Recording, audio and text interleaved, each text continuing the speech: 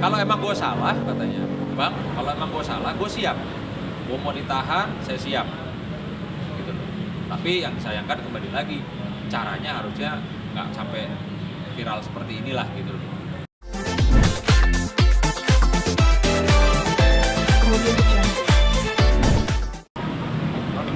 Bang terkait kasus Nikita sendiri bang, abang sudah bertemu sama Ya alhamdulillah tadi malam sekitar pukul 9 malam ya, saya datang bersama Mbak Fitri ke Polres Serang Kota, yang dimana kita tahu sama-sama dari viralnya di sosial media bahwa ada penjemputan paksa di bilangan salah satu mall di Jakarta Selatan, ya di Senayan. Kita tadi malam datang, saya mengantarkan makanan juga sama Mbak Fitri dan Nikita. Situlah kami ketemu. Saya ketemu dengan Nikita dan saya tanya, ini ada apa? Kita bilang, saya juga nggak tahu bang. Kok tiba-tiba saya ditangkap, dijemput paksa, yang dimana saya lagi bersama anak-anak saya, ketiga anaknya pada saya itu lagi jalan-jalan kan. Nah itu yang kebetulan menjadi satu keberatan dari Nikita. Keberatan artinya harusnya kan kalau kayak gini jangan kayak kalau mau ambil saya jangan kayak gini caranya. kalau dilihat dari prosedur sebenarnya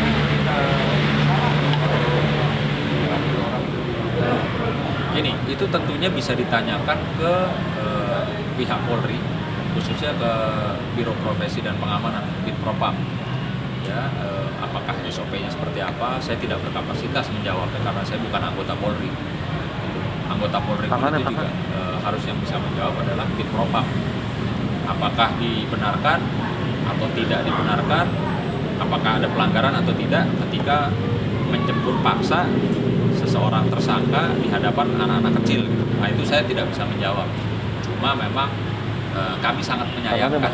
Artinya kan Nikita ini bukan teroris, bukan gembong narkoba, bukan pelaku tindak pidana yang keras gitu ya, sehingga harus dijemput dalam keadaan situasional seperti itu. Kemarin saya juga menyarankan, ya dia tidak mungkin melarikan diri, kan satu. Terus kedua, dia sudah menyerahkan alat buktinya, itu satu buah iPad yang diduga digunakan untuk bermain sosial media. Lalu juga saya rasa dia tidak mungkin mengulangi perbuatan hal yang sama karena dia tahu betul kalau ketika dia melakukan hal yang sama tentunya pasalnya akan ada pasal baru, ada laporan baru. artinya tidak terima begitu. Iya, kalau Niki sih tadi malam sampai bilang kalau emang gue salah katanya, bang, kalau emang gue salah gue siap, gue mau ditahan saya siap gitu loh. Tapi yang disayangkan kembali lagi, caranya harusnya nggak sampai viral seperti inilah gitu loh. Panggil baik-baik atau dijemput dari rumah dengan tidak usah membawa, jadi kebawa anaknya nih. Sampai tadi malam kami juga sudah mencoba untuk membujuk supaya bisa pulang si kecil, namun demikian itu tadi kita juga melihatnya jadi rasanya gimana gitu ya. Infonya masih di sana. Tadi malam itu saya pulang jam 2 malam dari Polres, si kecil masih belum tidur, masih sama maminya karena dia betul-betul maminya bergeser sedikit mau ke toilet aja udah. Karena infonya ini memang yang kecil yang paling dekat sama Niki gitu. Kondisi Niki sendiri bang, kayak abang lihat semalam seperti apa? Kondisinya sih tegar, sehat. Itu tadi dia siap menghadapi segala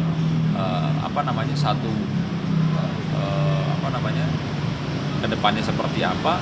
Ya selama memang prosesnya itu benar dan dia memang salah. Dia intinya dia siap menjalani proses hukum. Kalau memang dia salah dia siap. Pihak Polresta Serang sendiri kemarin sempat respon juga tuh rilis kan kabarnya katanya Niki sudah 3 kali mangkir. Kamu sempat mengkonfirmasi ini nggak sih? Kenapa sih mangkir? Ya, sekali lagi saya sampaikan bahwa saya bukan pengacara ya atau kuasa hukum daripada kasus yang dialami oleh Nikita Mirzani di Polres Serang Kota. Namun demikian kemarin Nikita menyampaikan bahwa ya dia kaget kenapa ini bisa terjadi gitu. Seharusnya kalau memang ada surat panggilan atau bisa dikomunikasikan dengan Bang Fahmi kuasa hukumnya, ya nggak perlu kan terjadi seperti kejadian kayak kemarin. Terhitung kemarin berarti 1 kali 24 jam gitu ya Bang? Nanti mungkin ya saya juga nggak tahu pastinya 1 kali 24 jamnya itu jam berapa, apakah jam 6 sore atau jam 7 atau jam 8 gitu, dihitungnya semenjak dimulainya BAP gitu kan. Oh oke, itu nggak tahu. Saya nggak tahu, mungkin bisa ditanya sama Bang Fahmi. Bang, kalau sejatinya pemeriksaan setelah penangkapan itu 1 kali 24 jam harusnya masih dibebaskan kan? Ya memang kalau gini, jadi namanya proses penyidikan itu tentunya kan berdasarkan kebutuhan dari pihak penyidik, apakah sudah dianggap cukup atau perlu diambil keterangan lanjutan, sehingga diperlukan yang namanya penahanan, karena masih dalam rangka ditahan itu dalam rangka untuk memudahkan proses ya. Nah itu ya nanti kita lihat. Tapi sampai detik ini terakhir saya komunikasi dengan Bang Fahmi tadi, pengacaranya Nikita, jam 4 lewat ya, masih belum ada Nikita menandatangani surat merah atau yang bisa dikenal surat penahanan. Artinya masih kita harapkan bahwa proses hukumnya berjalan dengan baik, ya tidak perlu ada hal-hal yang tidak mengenakan kepada Nikita, dan khususnya si kecil yang infonya sampai sekarang masih bersama Nikita. Oke, Bang, Abang sebagai praktisi hukum nih Bang, pihak Nikita menginginkan penyidik itu dipindahkan dari Serang ke Polda Metro Jaya. Itu apakah emang bisa Bang kayak gitu Bang? Jadi gini, sekali lagi ya saya katakan bahwa saya bukan penasihat hukum atau pengacaranya Nikita Mirzani, tapi dari sisi kacamata praktisi hukum itu bisa saja, dimungkinkan saja ya.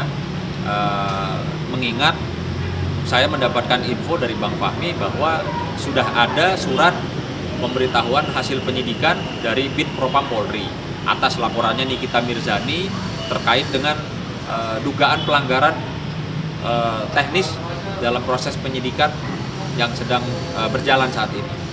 Namun demikian, kalau Polres Serang Kota itu kan di bawah naungan Polda Banten, ya tentu harusnya otomatis tidak bisa dari Polda Banten kok dipindahin ke Polda Metro, nah, itu tidak bisa. Namun demikian, kalau memang dianggap ada pelanggaran yang diduga dilakukan oleh pihak penyidik, itu dapat dimungkinkan penyidiknya diganti atau penyidikannya dipindah, tapi bukan ke Polda Metro ya, tetap dalam naungan Polres atau bisa dipindahkan ke Polda Banten gitu. Jadi tidak bisa dipindah ke Polda Metro. Iya, dan kabarnya juga penyidik dari Polres Serang dilaporkan ke Mabes Propam Mabes Polri ya Bang ya? Iya, itu tadi kan saya sudah jawab bahwa tadi Bang Fahmi juga mengkonfirmasi komunikasi dengan saya per telepon bahwa sudah turun suratnya dari Propam Polri. Judul suratnya adalah SP2HP, surat hasil pengembangan penyidikan, bahwa diduga ada pelanggaran. Bang, kondisi malam bersama Nikita Mirzani ini agak stres gitu Bang dengan posisi? Dia kondisinya baik, sehat, namun demikian dia memang terlihat sangat kecewa ya. Artinya dia kecewakan kenapa saya harus diambil dalam keadaan saya bersama-sama anak-anak dan di salah satu pusat perbelanjaan lah di mall di Bilangan Senayan. Itu yang sangat disayangkan. Tapi dari pihak Kapolda sendiri kan dia bilang Bang, dia panggilan berapa kali nggak pernah datang Bang, makanya dengan cara itu dia ditangkap di jalan Bang. Iya, makanya kan dari tadi malam juga saya bilang saya tidak menghalangi proses hukum atau kewenangan yang dimiliki oleh pihak penyidik. Namun demikian, yang kami sayangkan kan ada cara-cara yang mungkin saja lebih soft artinya Nikita dijemput baik-baik di rumah, kalaupun memang harus dijemput ya, kan tidak perlu posisinya sedang dalam di luar lagi jalan sama anak-anaknya, itu aja yang disayangkan. Namun demikian proses hukumnya ya saya sangat mendukung gitu. Saya sangat mendukung dengan proses hukum di mana terlapor memang harus mempertanggungjawabkan apa yang sudah dia perbuat. Oke? Terima kasih.